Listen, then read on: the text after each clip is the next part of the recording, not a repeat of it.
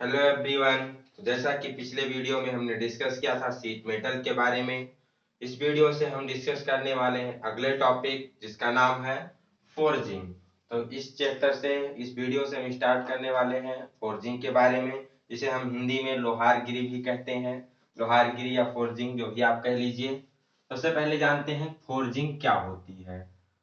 तो फोर्जिंग कोई भी धातु है, चाहे वो रॉट आयरन हो या फिर माइल्ड स्टील हो, उसको प्लास्टिक स्टेज तक, प्लास्टिक अवस्था तक गर्म करके, उसको हीट करके, फिर हैमर के द्वारा चोट मारकर, अब वो हैमर चाहे हैंड हैमर हो या ड्राफोर्स हैमर हो, मशीन हैमर हो, उसके द्वारा चोट मार करके उसकी आकृति में परिवर्तन करना, उसके शेप में परिवर्तन करना, एक अपनी इच्छा अनुसार जिस प्रकार से हम चाहते हैं उस प्रकार के शेप और साइज में ढालना ही क्या कहलाता है, फोर्जिंग कहलाता है। क्वेश्चन पूछा जाता है कि फोर्जिंग की क्रिया में हम धातु को कहां तक गर्म करते हैं, कब तक गर्म करते हैं। तो हम धातु की प्लास्टिक अवस्था तक उसको गर्म करते हैं, ठीक है। इसके बाद हम क्या करते हैं, उसको हैमरिंग के द्वारा इच्छित आकार में ढाल देते हैं। प्लास्टिक अवस्था मतलब वो पिघलने ना पाए, एकदम से हॉट गर्म हो जाए, जिसे रेड हॉट कहते हैं, काफी ज्यादा गर्म हो जाए और इसके जो आपसी मॉलिक्यूल होते हैं उनके भी जो बॉन्डिंग होती है वो टूट जाती है और वो फैलने के लिए क्या हो जाते हैं, स्वतंत्र हो जाते हैं। जब हम उस पर हैमरिंग करते हैं, चाहे पावर हैमर हो, ड्राफोर्स हैमर हो, हैंड हैमर हो, तो उसके मॉलिक्यूल क्या होते हैं, इधर उधर भाग जाते हैं, उसका स्थान क्या होता है, चेंज हो जाता है, जिससे कि हम उसे अपनी इच्छा अनुसार, आवश्यकता अनुसार आकृति में ढाल सकते हैं। जैसा कि हमने आपने पुराने दिनों में देखा होगा, जो गांव में लोहार वगैरह होते थे वो क्या करते थे, जब भी हम ले जाते थे कोई पार्ट तो उसको गर्म करके भट्टी में, फिर एक उनके पास ब्लोअर लगा होता तो हाथ से उसको चलाते रहते थे, हवा भेजते थे।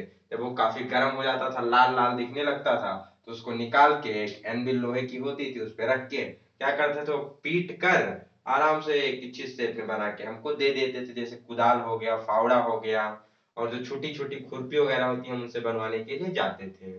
अब आधुनिक युग में इसी को क्या किया गया, थोड़ा अपडेट कर दिया गया है। आज के युग में हम वो हैंड हैमर का ज्यादातर प्रयोग ना करके ड्रा फोर्ज हैमर प्रयोग करते हैं या पावर हैमर का प्रयोग करते हैं, और इसका प्रोडक्शन हम काफी लार्ज नंबर पे करते हैं इंडस्ट्रीज वगैरह में।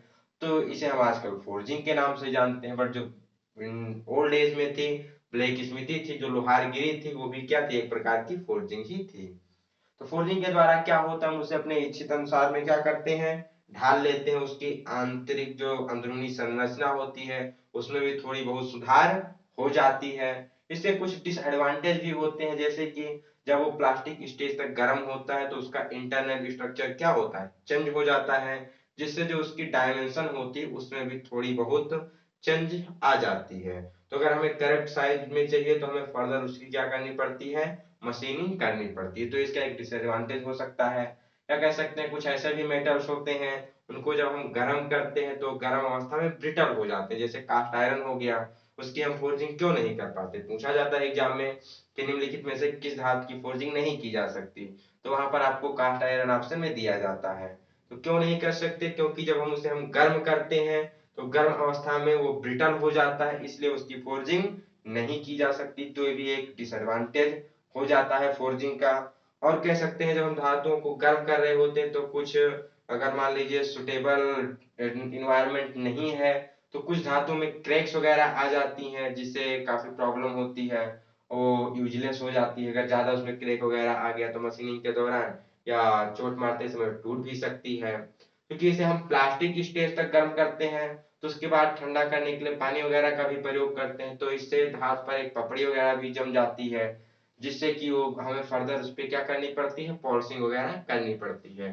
तो ये कुछ इसके डिसएडवांटेज भी होते हैं। आइए चर्चा करते हैं अब फिर हम फोर्जिंग के और पार्ट्स के बारे में। तो फोर्जिंग के टाइप की बात की जाए तो बेसिकली दो प्रकार की होती है, एक होती है हैंड फोर्जिंग और दूसरी होती है मशीन फोर्जिंग।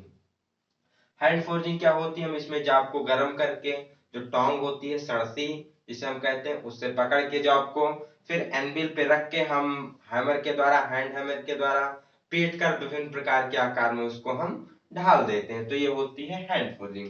जैसा कि आप यहाँ देख रहे होते हैं, इसको हम गर्म करने के बाद टोंग की सहायता से क्या करते हैं, एनविल पर रखकर हैंड हैमर के जो भी हैंड फोर्जिंग टूल्स होते हैं उसके द्वारा पीट कर इच्छित आकार में हम उसको परिवर्तित करते हैं। इसके बाद जो दूसरी होती है मशीन फोर्जिंग, मशीन फोर्जिंग में क्या होता है, इसमें हम जाब को गर्म करने के बाद इसे हम पावर हैमर या मशीन हैमर के द्वारा चोट मारकर इच्छित आकार में डालते हैं। बेसिकली इसके लिए क्या होता है, इसके लिए हम डाइयों का प्रयोग करते हैं। जिस भी प्रकार की जिस भी शेप में हमें मेटल को चेंज करना होता है, आकार में ढालना होता है, उसके अनुसार से पहले से ही डिजाइन कर ली जाती है डाई। डाई में बेसिकली दो पार्ट होते हैं, एक होता है अपर पार्ट, एक होता है लोअर पार्ट। लोअर पार्ट आपका एनविल पर फिक्स होता है, हम धातु को गर्म करके उसमें लाकर रख देते हैं या डाल देते हैं। फिर ऊपर से जो ऊपर वाली डाई होती है वो पावर हैमर के द्वारा या ड्रॉप हैमर के द्वारा काफी तेजी से उस पर गिराई जाती है और इस प्रकार वो इच्छित आकार में ढल जाती है धातु। तो ये होती है प्रोसेस किसकी, मशीन फोर्जिंग की। तो बेसिकली दो प्रकार की होती है, हैंड फोर्जिंग और मशीन फोर्जिंग। अब इसके बाद बात किया जाए फोर्ज का, तो फोर्ज क्या है, ये एक प्रकार की भट्टी होती है, फर्नेस होती है जिसे इंग्लिश में कहते हैं। इसका प्रयोग किया जाता है किसी भी धातु को गर्म करने के लिए। ठीक है, तो गर्म करने के लिए किसका प्रयोग करेंगे, फोर्ज का प्रयोग करेंगे। अब फोर्ज भी अकॉर्डिंग टू बनावट के अनुसार, कंस्ट्रक्शन के अनुसार दो प्रकार की होती है। एक होती है स्टेशनरी फोर्ज और दूसरी होती है पोर्टेबल फोर्ज। स्टेशनरी फोर्ज क्या होती है, ये ऐसी फोर्ज होती है जो कि एक ही स्थान पर क्या होती है, फिक्स रहती है। इसका हमें स्थान चेंज नहीं करना होता है। चेंज करने में काफी ज्यादा मुश्किल होती है क्योंकि ये काफी बड़े शेप वगैरह में भी होती है। तो जो स्टेशनरी फोर्स होती है, जो ये बेसिकली बनी होती है फायर ब्रिक की, जो अग्निशय ईंटें होती हैं या रिफैक्ट्री जो ब्रिक्स होती हैं, जो ताप को काफी, जो ऊष्मा को काफी उच्च तापमान तक सहन कर सकती हैं, तो ये बेसिकली इस अग्निशय ईंटों की बनी हुई होती हैं। इसके कुछ पार्ट देख लेते हैं कि स्टेशनरी फोर्स जो की होती है इसके कौन कौन से पार्ट होते हैं, इससे भी एग्जाम में क्वेश्चन पूछे जाते हैं। तो सबसे पहला है हर्थ। हर्थ मतलब क्या होता है, हर्थ रिफैक्ट्री या फायर ब्रेक्स और उसके साथ साथ क्ले जिसे हम मिट्टी कहते हैं उसकी बनी होती है। किसकी बनी होती है, अग्निशय ईंटें जिसे इंग्लिश में रिफैक्ट्री ब्रेक्स या फायर ब्रिक कहते हैं। उसके साथ साथ क्ले मिट्टी को भी उसमें प्रयोग किया जाता है बनाने के लिए। बेसिकली हर भट्टी का वो पार्ट होता है, वो स्थान होता है जहां पर हम जाग को रखकर क्या करते हैं, गर्म करते हैं। तो जहां पर अभी हम धातु को रखकर उसको गर्म करते हैं, हीटअप करते हैं, वो स्थान हमारा क्या कहलाता है, हर्थ कहलाता है। तो हर्थ के बारे में क्वेश्चन पूछा जा सकता है कि किसका बना होता है, तो फायर ब्रिक्स प्लस क्ले का। काम क्या होता है, यहाँ पर रखकर हम जाप को गर्म करते हैं। तो दूसरा पार्ट पूछा जाता है टूयर्स होता है।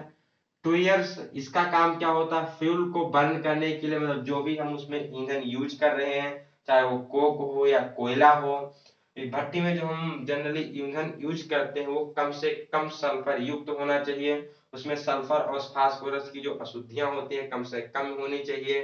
जैसे स्टीम कोल हो गया या फिर कह लीजिए जो अधिक कार्बन युक्त एंथ्रासाइट कोल होता है, वो यहाँ प्रयोग करने के लिए बेसिकली सबसे ज्यादा अच्छा माना जाता है, जिसके प्रयोग करते समय उसमें काफी लंबी लंबी लपटें निकलती हैं। तो इस प्रकार के कोल का हमें इसमें प्रयोग करना चाहिए। कोल मीन्स कोयले का प्रयोग करना चाहिए। तो फ्यूल को बर्न करने के लिए, उसे जलाने के लिए जो आवश्यक हवा होती है, एयर होती है, ये बेसिकली ट्यूयर्स के द्वारा ही भेजी जाती है। तो पूछा जाए कि जो एयर को रेगुलेट कौन करता है, हवा को कौन भेजता है ईंधन को जलाने के लिए, तो कौन भेजता है, ट्यूयर्स भेजता है। ठीक है, कभी कभी इसे ट्यूयर्स ना कह के हम नोजल भी कहते हैं, तो चाहे नोजल कहा जाए या ट्यूयर्स कहा जाए, दोनों एक ही है। काम क्या होता है, ईंधन को जलाने के लिए आवश्यक हवा को भेजना। दूसरा जो पार्ट है ये हुड या चिमनी होता है। ये बेसिकली फर्नेस का ऊपरी वाला पार्ट होता है, जो सबसे ऊपरी वाला पार्ट है उसे हुड या चिमनी कहते हैं। ये इसको पहली बात तो ये जो हुड होता है इन्वायरमेंट से इसको प्रोटेक्ट करता है, ढक के रखता है। प्लस में क्या करता है, जो भी कोयले से जब वेस्टेज निकलती है, कोयला जलने के बाद जो धुआं निकलता है वो काफी ज्यादा जहरीला होता है, विषैला होता है, तो उसको बाहर निकालने के लिए या फिर जो उसमें धूल धुएं के जो कण होते हैं उसको बाहर निकालने के लिए किसका प्रयोग करते हैं, हुड या चिमनी का प्रयोग किया जाता है। बेसिकली जो फर्नेस होती है उसको हमें ओपन स्थान में ज्यादा से ज्यादा हो सके तो खुले स्थान में रखना चाहिए, क्योंकि अगर हम बंद स्थान में रखेंगे तो इसके द्वारा जो धुआं निकलता है काफी विषैला हो सकता है। और विषैले जो कि जो कोक होता है इसका पूर्ण रूप से उसमें दहन नहीं होता है, इनकम्प्लीट उसका बर्न होता है। तो आपको पता है जब कोई भी ईंधन का अपूर्ण दहन होगा तो उससे एक गैस जनरेट होती है कार्बन मोनोऑक्साइड, जो कि हमारे स्वास्थ्य के लिए बहुत ज्यादा हानिकारक होती है। कभी कभी एग्जाम में पूछा जाता है कि हमें बंद कमरे में अंगीठी वगैरह जलाकर क्यों नहीं रखनी चाहिए, क्योंकि वहां पर ईंधन का पूर्ण रूप से दहन नहीं हो पाता है। अब पूर्ण दहन होता है तो अगर हम भट्टी वगैरह को, सॉरी क्या नाम है, जो अंगीठी वगैरह उसको कमरे में रखेंगे तो उसके जलने से जो कार्बन मोनोऑक्साइड होगी कमरे में फैल जाएगी और सांस लेते समय हमारे श्वास नली के द्वारा अंदर चली जाएगी, तो जिससे सिसक सिसक कर एकदम घुटने से व्यक्ति की मृत्यु हो सकती है। तो इसलिए ज्यादा से ज्यादा हम इसको कोशिश करते हैं जो ओपन प्लेस होता है, खुला स्थान होता है, वहां पर इसको स्टेब्लिश किया जाए, स्थापित किया जाए। तो नेक्स्ट आता है, वो आता है कोल टैंक। कोल टैंक क्या होता है, इसमें ईंधन जो भी बेसिकली कोल होता है या कोयला होता है, कोक होता है, उसको स्टोर किया जाता है। हमने आपको बताया कि किस प्रकार का कोल इसमें प्रयोग करना चाहिए, कम से कम सल्फर युक्त, जिसे हम स्टीम कोल कहते हैं या एंथ्रासाइड कोल कहते हैं, सबसे उचित ईंधन होता है। इसको बेसिकली इसमें प्रयोग किया जाता है। तो इसको स्टोर कौन करता है, तो स्टोर करता है कोल टैंक, कोयले वाला जो टैंक होता है। नेक्स्ट आता है क्विंचिंग टैंक। क्विंचिंग मतलब होता है बुझाना या ठंडा करना। कोई भी हॉट जॉब है या फिर टूल है, कार्य करते करते क्या होता है, जो टूल होता है वो भी गर्म हो जाता है, और जो जॉब होती है तो भट्टी में ऑलरेडी गर्म ही की जाती है। तो कार्य करने के बाद, पीटने के बाद हमें उसे क्या करना पड़ता है, ठंडा करना पड़ता होता है, जिससे कि उसकी टेम्परिंग वगैरह है जो बरकरार रखी जा सके। तो इसके लिए एक कूलिंग क्वेंचिंग टैंक प्रयोग किया जाता है, जिसमें बेसिकली पानी भरा होता है और इसमें हम बार बार हॉट जॉब को या फिर टूल को डुबो कर ठंडा करते रहते हैं।